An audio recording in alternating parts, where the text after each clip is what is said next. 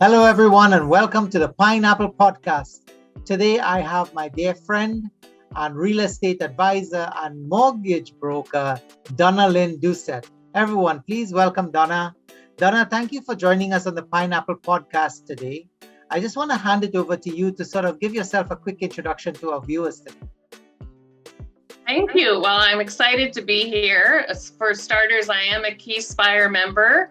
So I know a lot of your viewers are also KeySpire.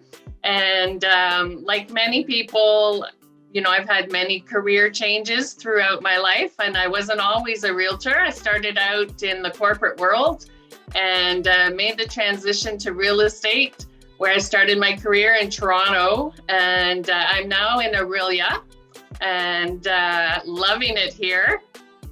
Wonderful, wonderful. Well, guys, the topic today, we're going to talk about the cottage market. It's the area that Donna specializes in. It's an area that's very interesting to me and to many of you as well, because as you can appreciate, the market overall has been exploding in Canada, as we know, and across North America, because we're seeing the same thing happening in the US. But especially significant is the turn with cottages, the cottage country. That market has literally exploded. I think the pandemic has created that sort of demand to go local versus going abroad and doing the traveling. So the pandemic for 2 years now has really affected our lives. Fingers crossed, we're getting behind it, because we need to get back to what life used to be, or at least some semblance of that. But today we're going to focus with cottages and cottage country, and this is Donna's specialty. So I thought, how good would it be to chat with Donna and understand what's happening with the market, So Donna, I think, one of the first questions I want to ask you is, the real estate market is hot overall in Ontario, right? But Correct. Can you tell us about the market in cottage country? Well, you touched on it at, the beginning of what you were saying is the pandemic really changed things. And the cottage market has always been hot. It's always in demand, but the pandemic really was a catalyst for that. And so people who had plans to buy a cottage like way down in the future, in their long range plans, all of a sudden decided, no, we're going to do this sooner, because, they were stuck in the city. They couldn't travel. They wanted to get away from lockdowns. So it really, expedited things for a lot of people. So it increased the demand quickly. Totally. I 100% agree. Because people want to live. They can't just stay at home all the time, right? Right. Exactly. So in most cities, Donna, homes are selling way over asking. Lots of multiple bids and things like that across the country, right? I know Absolutely. we're focusing in Ontario, and Ontario is a market, a beast on its own, so to speak. But how Yes. does this compare to what you're seeing in cottage country for your market? Cottage country is very similar in the competition and how much it's a seller's market, like everywhere else. Funny enough, the strategy for pricing is different than what we were seeing in urban centers. In urban centers, they usually price well below market value to increase the traffic to a listing. And in cottage country, the local realtors coach their sellers to list closer to market value. And funny enough, many of the people coming to buy in cottage country are from the urban centers, and they're conditioned to seeing prices sell, a couple hundred, 300 and up over ask.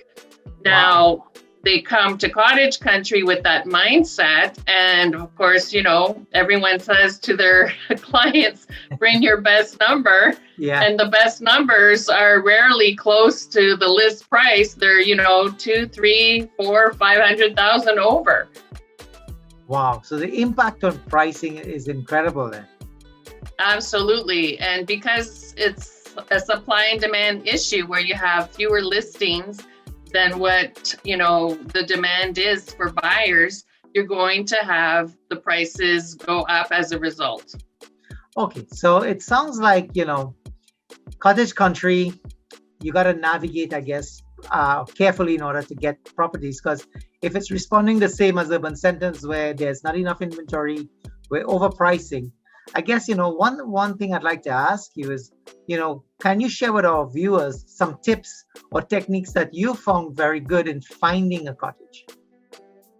Well, for starters, I would say use a local agent who knows the area. Right. I can't tell you how often I come across a city agent who's traveled from the GTA to show their clients a cottage.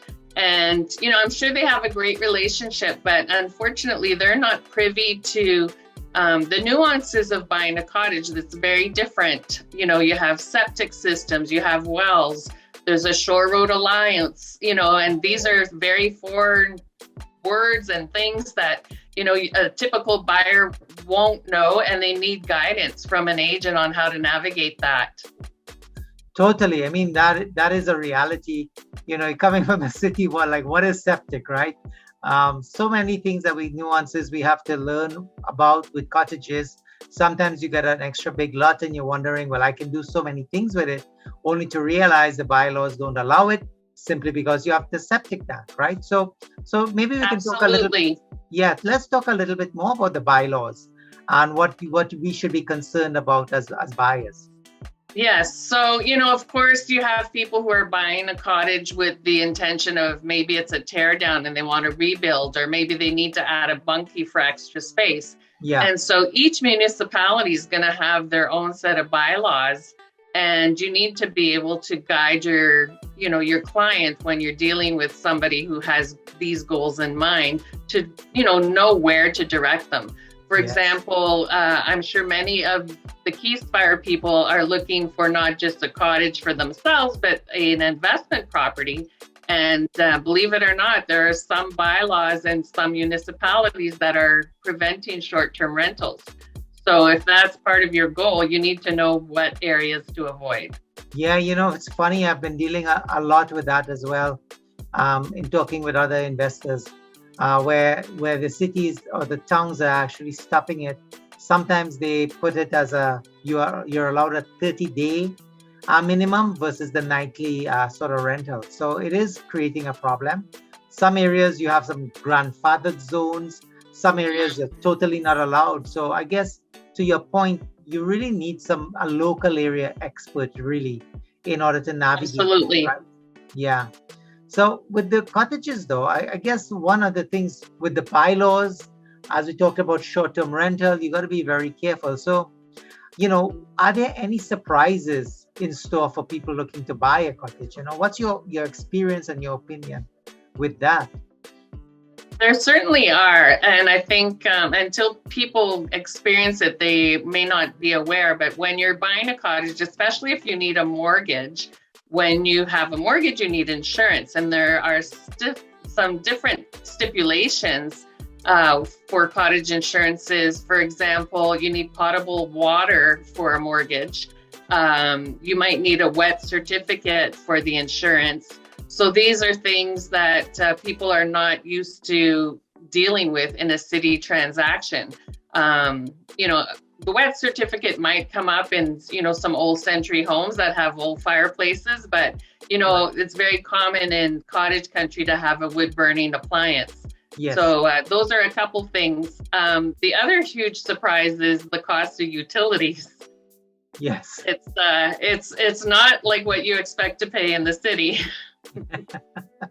That is 100% true, because my wife and I, we also have the Airbnb in North Ontario, and because we're investors, we have charged rates for electricity and water that's literally double what the local people are paying. So I hear you on that one for sure, and it does add up. So that's exactly right.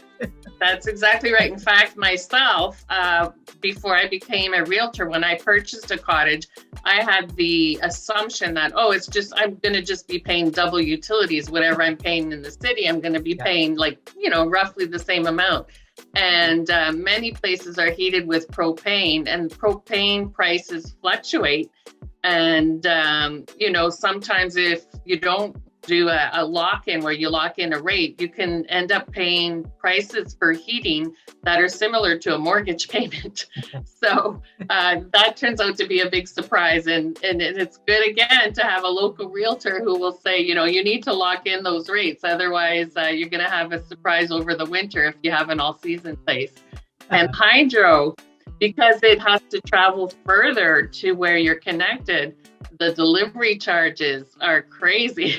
So, when you see your hydro bill in cottage country, you see that you're getting a good deal in the city. Absolutely. So I guess one of the things with this now is if we're in a new environment, it's an exciting environment for us, right? So people want to get into the cottage country. So my question to you is, understanding the markets, how can buyers protect themselves?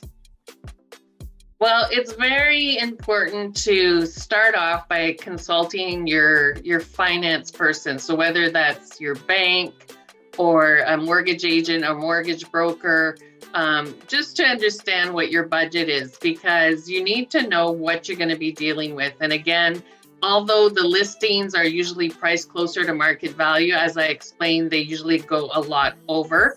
Yes. And, the appraisals may not have caught up with what the market is doing. And we all know that if your mortgage is approved for a certain amount due to the appraisal and you paid, much higher, then you're on the hook for the difference. So that's step number one, is getting your financing sorted out. And also getting a team, a local team, if you're planning to do any type of rental. It's important.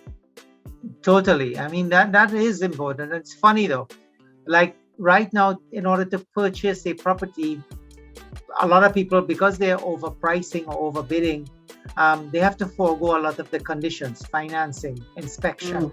A lot of due diligence needs to be factored in as part of the pricing cost. So, you raise an important thing. You need a local area expert to begin with. Maybe you employ some strategies, bring in a contractor who knows the area, knows what cottages you can do with it in order to improve efficiencies. Make some calls to the city well in advance of the time that you're putting in the offer, right? Absolutely. One of the key things as well is the septics are usually rated for the number of bedrooms in a cottage. So if you have plans to increase the number of bedrooms or add a bunkie that counts towards the number of bedrooms, and that septic isn't rated for those number of bedrooms, you're going to have to put in a new septic. So it's important to then know, what does that cost? What does it cost to put a heated water line in from the lake if you plan to have this as winterized? So there's a lot of hidden costs, not hidden that, people are trying to deceive you, but just things that, in the city you wouldn't think of that are additional costs. And because similarly to the city, it's so competitive, finance conditions are few and far between as far as accepted offers. So it's very important to have your financing sorted out ahead of time, as I mentioned previously. And home inspection, you might want to bring in a home inspector prior to offer date. We were never used to see offer dates in cottage country. They were few and far between before the pandemic, and now it's the norm. So if there's any opportunity to bring in a home inspector before the offer date so that you sort of have an idea what you're facing, not that you're going to be able to reduce the price because, it's in a competitive market, you're still going to have to go in with a strong offer, but at least ahead of time if something is deficient, factor in those costs that you need to have that money aside. And that's exactly right. At the end of the day, you just need to know what are you dealing with, because you speak about septic. One thing that I learned with another investor as well is that some cottages actually don't have a septic tank, they have a holding tank, which is another completely different animal that you need to understand what you're dealing with, right? Oh, yeah. Because you make the assumption it's one of the same. Totally different. Yeah, it's a totally different thing. And, also practices in, understanding the questions to ask, right? When we're dealing with cottages, when was the septic installed? Where is it? If I plan to build a bunkie or a garage, I can't build on the septic bed. So, that could deter the whole purpose of buying that property. So, septics, are a huge factor in buying a cottage. And I can't stress that enough, that it's important to have the knowledge there. Absolutely. It could get really messy, right? Right. For sure. So, as a new person, I'm in the city, I'm excited, I just bought a cottage. So what can we expect as owners in the first year of owning a cottage? What are some of the things that we should be aware of and just kind of get to know and understand? Well, the positive thing, because I've said about so many things you need to be aware of, but I think, the stress melts off you as you drive to the cottage, I have to tell you. And once you start spending time there, you don't want to leave. So, expect that to be the norm, and expect to find all kinds of new friends that want to come and spend time to visit with you that you haven't seen in a long time. Your entertaining budget is going to increase. Absolutely. Yeah, totally. I mean, that is a reality. And your drive time, your gas prices going through the roof. So you got to plan for that as well. Absolutely. But to your point, when you get there, like, why are people spending all this money, right? Why? It's because when you get there, Donna, tell me what happens when you get there and you've unpacked the car and the cupboards are all filled with the food for the week. What happens then? Well, it's a time tradition. Canadians, we love nature. We love being where it's quiet. So, you don't have like the hustle and bustle, the rush. All of a sudden, it's just the pace of life seems to slow down. We hopefully disconnect from our electronic screens and we spend more time connecting with people. We play board games, we go boating, just even walking in nature. It just, it's a very big stress relief. Yeah. And, especially with what we're facing today in the world, you need that escape. And some of us can't afford to travel beyond. So it's something that you can do locally. Oh, totally. I mean, just being able to go and soak in the lake, in the afternoon, set up your bonfire, the kids roasting their marshmallows. That's the life, right? That's what we dream about. So that's it. Stargazing, campfires, singing, connecting with family, connecting with friends. It's what it's all about. And funny enough, even new immigrants coming to Canada, maybe they don't have that experience back home, but somehow they end up being exposed to it, maybe because they're invited by somebody or they hear about this and they want to try it out and they rent it. And, they're also part of the people that are now, on my buyer's list because they want the same thing. 100%. And that's what we chase. That's the beauty of this business. And as an investor, we get to enjoy, and we also get to generate some revenues out of it to help us with the carrying costs and whatever. So that probably naturally leads into the next question, which would be, tell us about, as an investor, what do we need to plan or what do we need to be aware of when we start renting out cottages?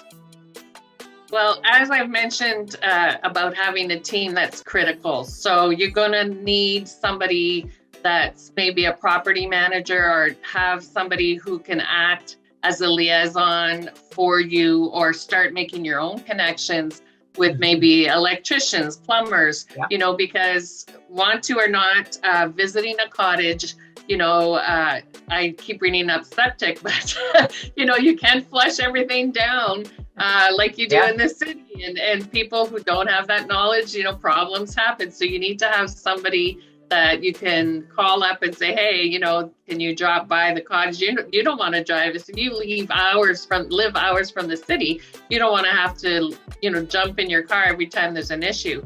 So you have to have a team nearby that, and contractors are definitely part of that.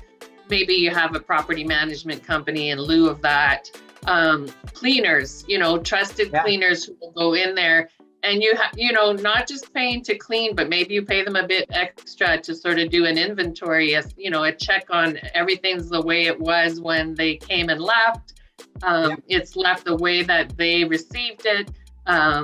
Nothing's been broken. If something has, that you're alerted.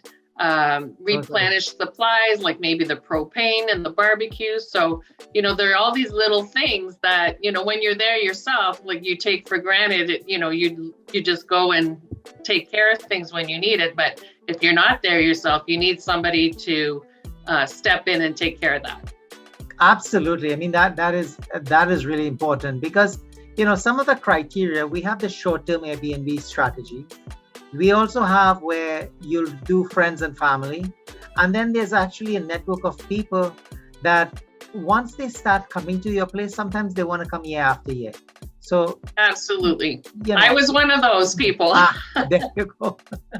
Right. So you just need to sort of, I guess, set the clear expectations from you as a manager of these properties, right? Because once you're not using it, you just need to make sure that everything is in place in between guests so that it is properly done and properly taken care of, right?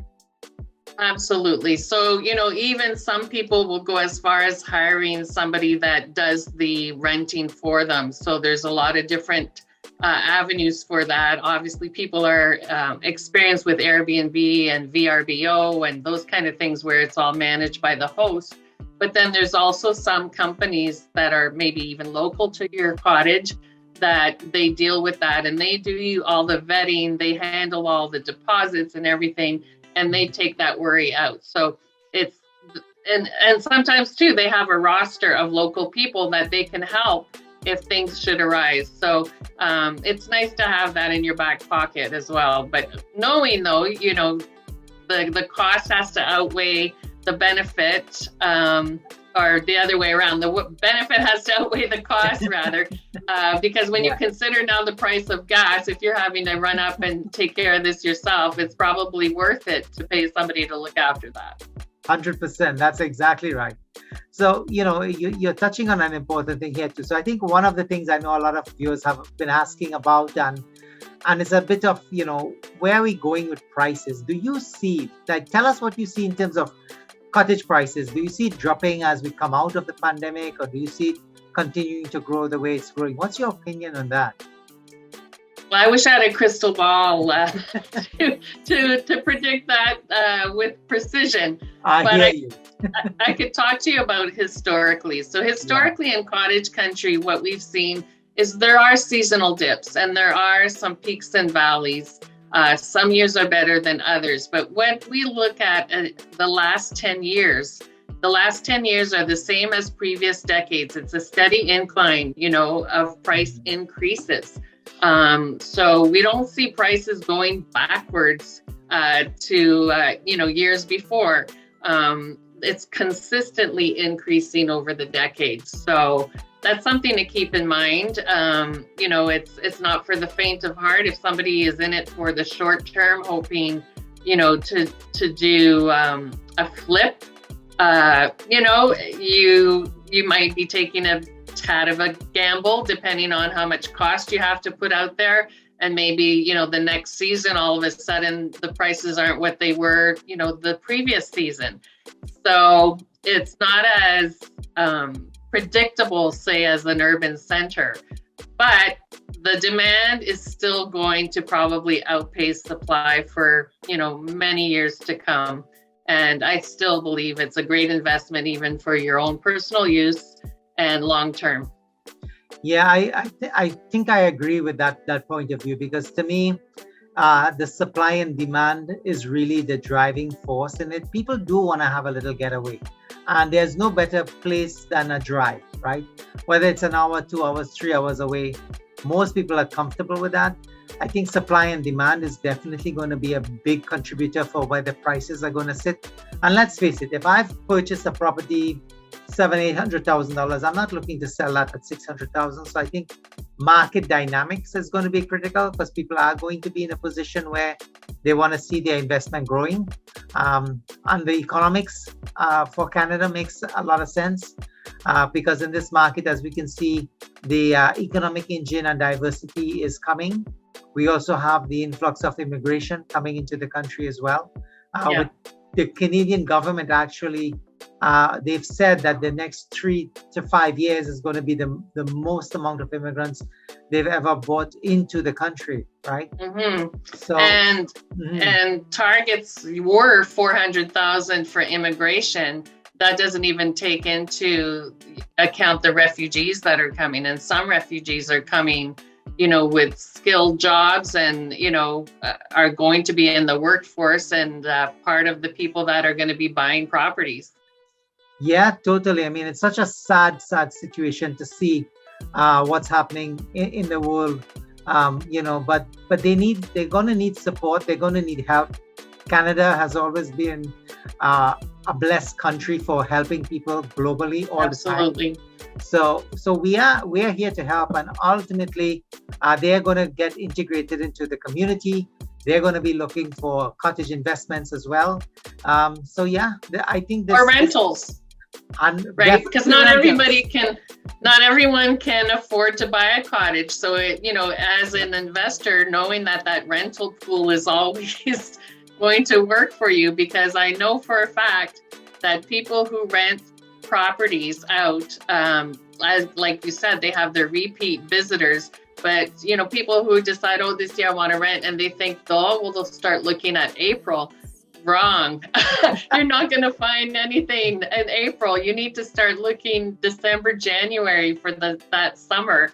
Few are far between where there's availability. So if you're scrambling, to find something, this is the norm. Rentals are always in high demand. So that's something that I could rest assured, even pre-pandemic, was the situation. So, and I think, again, the new Canadians coming are going to want to either rent or buy. And so supply demand is here, whether it's renting or buying. Totally. It's an interesting market for sure. And I think it's a great investment vehicle for a lot of people, because to your point, you can use it personally, you can rent it out, you can go under the short-term rental rules, so you're not under the long-term lease agreement sort of things. So you have more flexibility. It's more like a business. There are a lot of things you need to learn, which is why, as Donna pointed out, find a local area expert, because you need to make sure that you can qualify the property for the insurance, because sometimes you say the wrong things to the insurance. They typically don't like short-term rental, but if you're using it for yourself with short-term rental, then it's okay. So you really have to navigate that. Septic is a whole new world, and you got to make sure that that's properly covered. You have freezing, you have maintenance issues. There's a lot of things to plan for, but once it's properly planned, it becomes a beautiful business. And there's no better business than enjoyment and fun and having firesides and roasted marshmallows, right? How cool is that? That's your business, right? Absolutely.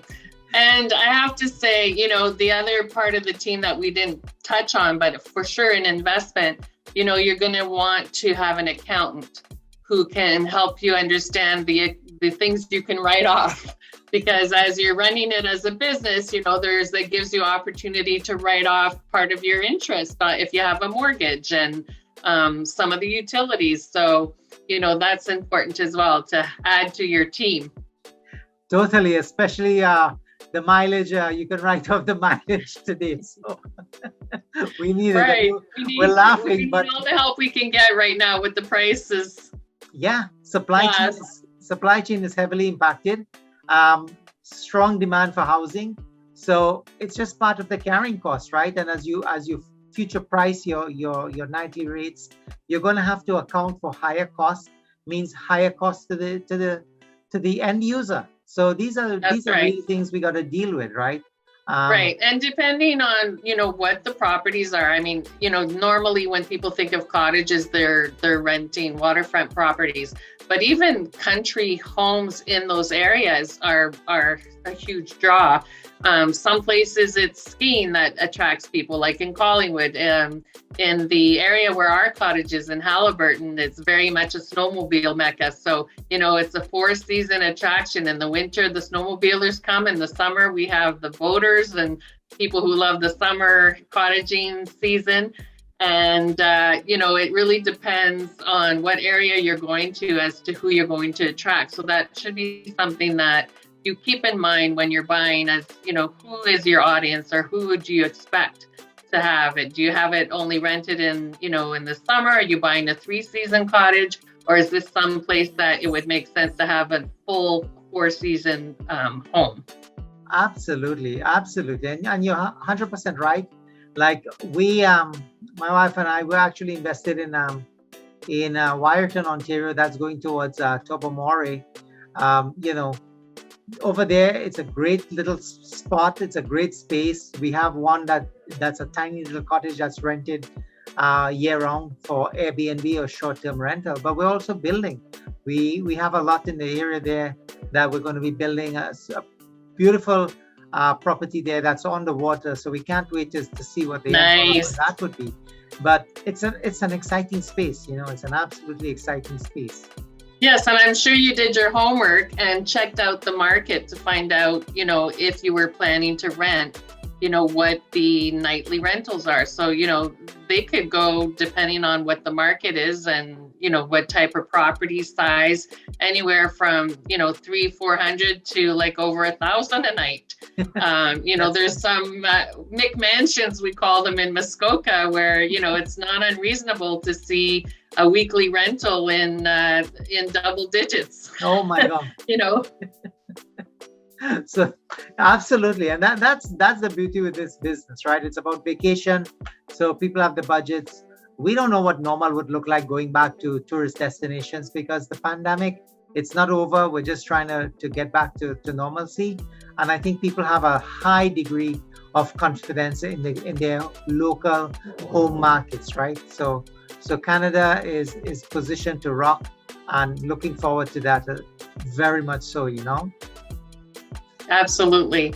And I don't see it ending anytime soon. I think the attraction to wilderness and the Canadian outdoors is part of our makeup and what makes Canada great. We have such a beautiful landscape from coast to coast. So whether people are in Ontario or anywhere across the country, that seems to be something that they seek. Oh, so true. So very true. And let's face it, it's a gorgeous, gorgeous country. It is. Absolutely. So many pockets of beauty, right? Right. So Donna, thank you so much for giving us your insights, for sharing your thoughts today. It was brilliant. I think there's quite a lot of nuggets of golden information here for our viewers. I really appreciate giving us the time and getting to chat and getting to know you as well. I guess at this point, I want to find out, is there any final thoughts, words of wisdom, or anything you want to share with our viewers? Well, I want to start by saying, don't be overwhelmed. I know that, we unpacked a lot of things here and there's a lot to digest, and nobody expects you to be an expert off the top, but do your homework. If you're planning to have something that's more of an investment property, that's for sure, doing the homework as far as market rates and things like that are important. But I can't stress enough, local realtor is important to help you navigate things. We know what type of clauses to put in to protect you, with regards to septics, wells, and that kind of thing. So that would be the lasting message I want to say. I love it. Absolutely love it. So basically, deal with the local representative, understand exactly what you're dealing with, make sure that you understand utilities, you understand gas, you understand water, you understand septic. And if you don't understand it, get the team around you that does, so that they give you the right direction. Absolutely. Sounds like a blast. Again, I want to thank you very, very much. I guess, in case people, they want to get started in searching for cottages or buying a cottage property, What area of the country do you typically work in, Donna? And I guess, I mean, we'll put it in the chat down below as well, your contact information. But tell us, what area you work in, and how do we work with you if we wanted to? I'm in Ontario, so cottage country in Ontario is where you'll find me. Fortunately, my home is in Aurelia, which is close to Muskoka and Parry Sound. Yep. And my cottage is in the Haliburton Highlands. So I also have close proximity to Kawartha. So it's really helped a lot of my buyers, because in this market, with so few listings, they couldn't really focus on one area at the beginning. They sort of have to broaden their horizons and look everywhere. And after a while, they don't know what they don't know. So they don't know what type of place they're looking for, what type of cottage country, so to speak, area that they prefer till they start exploring. So it's been advantageous for me to be able to help people in all those areas that most of the time after we've been to a few, they sort of narrow it down to like one area, but they like that ability to check everywhere. So I'm able to do that. I like that. And I'm fortunate enough that I have the geography at both my doorsteps. Well, that's wonderful. So again, Donna, thank you so much for sharing with our viewers. I think it's brilliant, that we're having this conversation, because it's an exciting space. To our viewers, again, thank you. Really looking forward to your comments and to understand. If you have questions, again, leave it in the comments or email me directly. Most of you have my email address. I love to get an engagement going as well. So Donna, once again, thank you very much. And I'll leave it to you to say goodbye to our viewers. Well, it's been a real pleasure being here and speaking with everyone. And again, if you have any questions about the market, or even you're considering this and you don't know if it's right for you, I'm happy to help and connect anytime. Wonderful. Thank you so much, everyone. Have a great day. Thank you so much. Take care.